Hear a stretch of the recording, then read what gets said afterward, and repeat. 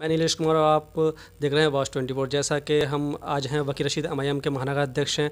उनकी तरफ से बयान सोशल मीडिया वायरल हुआ है कि जो वसीम रिजवी के मुंह पर जूता मारेगा मेरा, उनको मैं 11 लाख का इनाम दूंगा। सर, क्या आप इस अपने बयान पे सही अपना बयान दिया है? देखिए, वसीम रिजवी जो है वो मरदूद है और एंटी सोशल एलिमेंट है हमारे देश का। उसको तो जेल में होना चाहिए। अब लगातार वो उल्टे सीधे बयान देते हैं, समाज में तनाव पैदा करते हैं, तो ऐसे लोगों को जेलों में होना चाहिए। तो मैंने इसमें ये बात कही थी कि जो भी वसीम रिजवी पर जूता मारेगा उनका सामाजिक बहिष्कार होना ज़रूरी है ऐसे लोगों का। तो उसको 11 लाख रुपए का इनाम हम देंगे। नहीं, अगर उन्होंने धर्म परिवर्तन कर लिया इसके वजह से आप जूता मारने को कह रहे हैं उनके लिए? नहीं, धर्म परिवर्तन की बात नहीं है। देखिए, वो तो पहले से ही समाज में तनाव पैदा करने के लिए वो ये सब बातें कर रहे हैं। उनके ऊपर रेप केस है, उसके ऊपर वफ़ की ज़मीनें बेचने का केस है, मुसलमानों की ज़मीनें बेचने का केस है, बहुत से केसेस उसके ऊपर हैं। उस बचाव के लिए उसने ये सब बातें करी हैं। लेकिन हम उसको ये बताना चाहते हैं कि वो ये सब करके बचेगा नहीं। उसकी दुनिया भी ख़राब होगी, उसकी आखिरत भी ख़राब होगी। तो लेकिन जैसा आपने बयान दिया है उससे तो यही मालूम होता है कि साहब उन्होंने धर्म परिवर्तन करके, संविधान तो हमको याद देता है ना इस बात की कि आप किसी धर्म में भी जा सकते हैं, किसी को अपना सकते हैं। अब जिस धर्म में गए हैं वो उनको पता होगा कि वो उस धर्म में किस जाति में है, ये पता होगा उन्हें। उनको ब्राह्मण बना के भेजा गया है, त्यागी। नहीं, ब्राह्मण तो वो नहीं बन सकते, ये तो गलत बात है। उस धर्म ग्रंथ में किस जगह लिखा है कि कोई आदमी कन्वर्ट होगा तो वो ब्राह्मण बन सकता है या ठाकुर बन सकता है या कोई भी बन सकता है। ये उनका अपना मामला है, हमारा उससे मतलब नहीं है। हमारा मतलब तो उसका सामाजिक बहिष्कार करना है ऐसे लोगों का जो भारत के लिए और हमारे संविधान के लिए ख़तरा है। ऐसे लोगों को तो जेल में होना चाहिए, इसका सामाजिक बहिष्कार होना चाहिए। जैसा आप देख रहे हैं वकील साहब सामाजिक बहिष्कार करने की बात कह रहे हैं। और सर, एक अभी जो आपके मुरादाबाद के ही सांसद हैं एस स्टेशन साहब, उन्होंने जो बयान दिया है कि अगर कॉमन सिविल कोड अगर लागू होता है तो उसमें मुस्लिम समुदाय के जो हक हैं वो कमज़ोर पड़ेंगे और उनको कमज़ोर दिखाया जाएगा।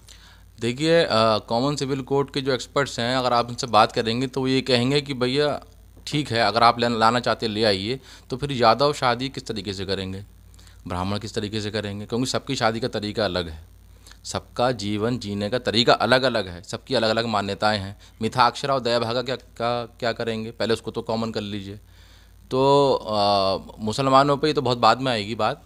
पहले तो जो हमारा सबसे बड़ा धर्म है यहाँ पे, हिंदू धर्म के लोग मानने वाले हैं, पहले वहाँ पे कॉमनिटी जो है वो कर लीजिए पहले। वो संस्कृति चेंज करने की बात थोड़ी कह रहे हैं उसमें, आप वो तो कानूनी तौर पे कह रहे हैं कि सबको बराबर मौत की सजा होगी, सबको बराबर सारे कानून मिलेंगे, सबको सबको बराबर अधिकार मिलेंगे। तो वो तो हमारे यहाँ पहले से है, क्रिमिनल कोड तो हमारे यहाँ पहले से IPC है। अगर कोई मुसलमान किसी का कत्ल कर देगा, कोई हिंदू किसी का कत्ल कर देगा, कोई दलित किसी का कत्ल कर देगा या कोई ईसाई किसी का कत्ल कर देगा, तो उसको उसकी सज़ाएँ अलग अलग हैं क्या? सज़ाएँ एक ही हैं। ये बात हो रही है फैमिली कोड की। फैमिली में क्या है, हर किसी की अपनी अपनी मान्यताएं हैं, हर किसी का अपना कुलगुरु अलग अलग है, सबके देवता अलग अलग हैं, शादी करने के तरीके अलग अलग हैं। तो आप उनको कॉमन कैसे करेंगे? तो जो विरासत का हक है वो सब अलग अलग है। दया भागा मिथाक्षरा को जो लीगली एक्सेप्टेड है हमारे समाज में, आप उसको कैसे एक करेंगे? पहले उसको आप एक कर लीजिए, उसके बाद बात होगी इसकी। सर, अभी एक बात और रहेगी, जैसे अभी कल परसों जैसे केशव प्रसाद मौर्य का बयान आया था कि मथुरा और के ऊपर जो बयान रहा है और तनाव रहा है, वहाँ पे धारा 144 लागू रही है, और जो वहाँ मस्जिद है उसके ऊपर विवाद आ गया, हम वहाँ जाएंगे, मूर्ति रखेंगे और जलाभिषेक करेंगे। तो इसमें क्या मुस्लिमों का तुष्टीकरण की राजनीति और कैसे उनका ध्रुवीकरण करने का ये क्या हिंदू मुस्लिम दंगे कराने की साजिश चल रही है? बिल्कुल साजिश है ये। और ये वही मौर्य जी हैं जो शायद स्टूल पे बैठते हैं, इनको सोफ़ा नहीं दिया जाता बैठने के लिए, ये वही मौर्य जी हैं। तो ये एक बात कर रहे हैं और ये चाहते हैं कि ना महंगाई की बात हो, ना सरसों के तेल की बात हो, ना कोरोना में कितने लोगों को टीके लगे इस चीज़ की बात हो। वो ये चाहते हैं कि बस इस बात पे मुझे वोट मिल जाए, BJP को इस बात पे वोट मिल जाए कि मंदिर ये बना दिया था और अब मथुरा में मंदिर बनाएंगे। बस उनके यही मुद्दे हैं। वो चाहते हैं कि हिंदू मुस्लिम फसाद हो, और ऐसे लोगों को तो कोर्ट ही इस पे सुमोटो ले ले, इनके ऊपर तो FIR दर्ज हो और ये जेल में जाएं। लेकिन इस पे तुरंत ही प्रवीण तोगड़िया का ने कटाक्ष किया था कि ये काम तो कोर्ट का है। क्यों किसी समय प्रवीण तोगड़िया अच्छा खासा जहर उगलते थे आज वो बचाव में आ गए हैं, ऐसा क्यों लग रहा है आपको? अरे ये तो एक ही थाली के चट्टे बट्टे हैं। ये एक ही सिक्के के दो पहलू हैं। प्रवीण तोगड़िया हों या आपके मौर्य जी हों या कोई और भी हो, ये जितने भी ये सब इनकी माँ आरएसएस है, ये सब उसी के बच्चे हैं और इनका काम है नफ़रत फैलाना समाज में। ये कहीं पे मुसलमानों को हिंदू से लड़ाएंगे, जहाँ कहीं पे लगेगा, जैसे सहारनपुर में हुआ था, दलितों को ठाकुरों से उन्होंने लड़ाया था। तो ये करते रहते हैं, ये नफ़रती बच्चे हैं ये, और इनका खात्मा होगा इसी संविधान से होगा। क्या लगता है कि इस बार अगर ऐसा कुछ होता है तो मुस्लिम वोट बटेगा, ध्रुवीकरण होगा और क्या असर पड़ेगा? देखिए, मुसलमानों के मुद्दे बहुत क्लियर हैं, उन्हें हिस्सेदारी चाहिए, बहुत क्लियर बात है। अब बगैर हिस्सेदारी की अब कोई बात नहीं करी जाएगी। जो हिस्सेदारी देगा मुसलमान उसके साथ जाएगा। क्या लगता है कि समाज में एमआईएम की एक्सेप्टेबिलिटी है?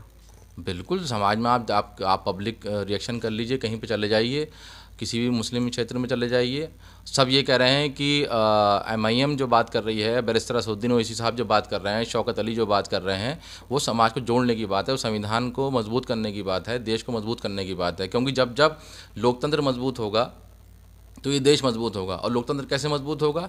कि जब एक तबका जो कई सालों से राजनीतिक तौर पे उसको धकेल दिया गया पीछे, जब वो मेन स्ट्रीम में आएगा तो देश मजबूत होगा हमारा। तो ये तो देशभक्ति की बात है। आपके लोकतंत्र मजबूत करने से बात है कि अभी 2 दिन पहले ही बीजेपी के राजस्थान के सांसद ने संविधान की प्रस्तावना चेंज करने के लिए बिल पेश किया, जो विरोध के बाद भी स्पीकर महोदय ने उसको बोलने की इजाज़त दी, जबकि कॉन्स्टिट्यूशन में लिखा गया है कि संसद को इसका अधिकार नहीं है।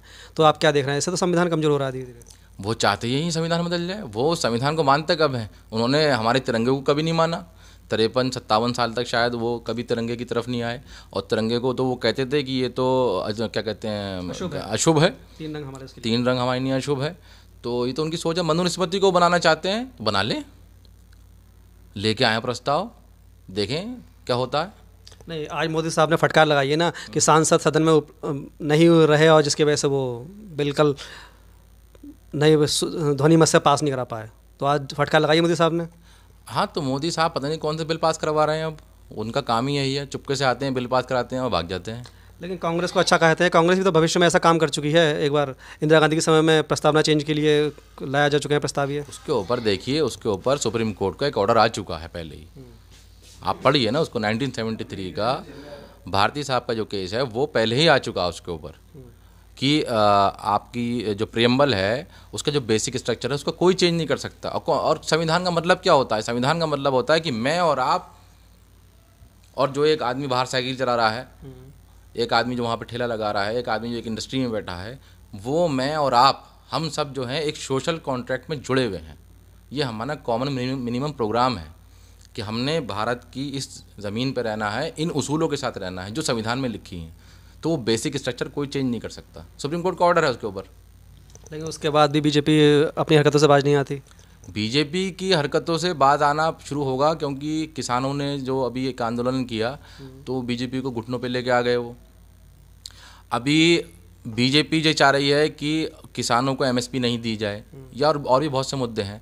अब उसमें क्या होगा कि बीजेपी जितना लोगों के बीच में जाएगी, आपने देखा होगा कई गाँवों के बाहर बोर्ड लग गए कि आप यहाँ पे मत आइए। हरियाणा में बहुत तगड़ा विरोध है बीजेपी का मतलब हरियाणा में नहीं, पूरे देश में ही है जो लोग विरोध कर रहे हैं। वो कोई मुसलमान तो है नहीं, वो लोग तो सब हमारे हिंदू भाई हैं। रोजगार मांगते हुए युवाओं पे लाठीचार्ज हो रहा है लखनऊ में। जी, अभी जो 69,000 का मैटर चल रहा है उसके ऊपर उन्होंने लाठीचार्ज कर दिया। लोगों को नौकरी देने की बात करी थी, डंडे दे रहे हैं। नहीं, अनुप्रिया पटेल अपने बयान दे रही हैं कि अब हमने सब सही कर दिया है, जो से भर्ती में घोटाला हुआ है वो सही हो जाएगा। क्या लगता है आपको? कब सही होगा वो? नहीं, चुनाव आ गया, आप तो सही करा ही देंगे। वो नहीं, मैं वही तो कह रहा हूँ, मैं इन बातों में हमने फंसना ही नहीं है। अब ये तो झूठे लोग हैं, ये झूठों की सरकार है।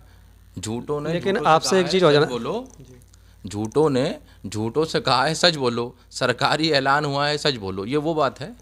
एक बात सर आपसे और जानना चाहेंगे कि एमआईएम अपना प्रचार प्रसार तेजी से उत्तर प्रदेश में कर रही है, लेकिन कोई भी पार्टी आपके साथ गठबंधन के उसमें नहीं आ रही है, क्यों? कौन सी पार्टी हमारे गठबंधन में नहीं आ रही? नहीं है, आपके साथ अखिलेश नहीं गठबंधन कर रहे हैं, मायावती गठबंधन नहीं कर रही हैं, चंद्रशेखर, छोटी छोटी पार्टी, लेकिन क्यों? अच्छा, अखिलेश और मायावती आपस में गठबंधन कर रहे हैं?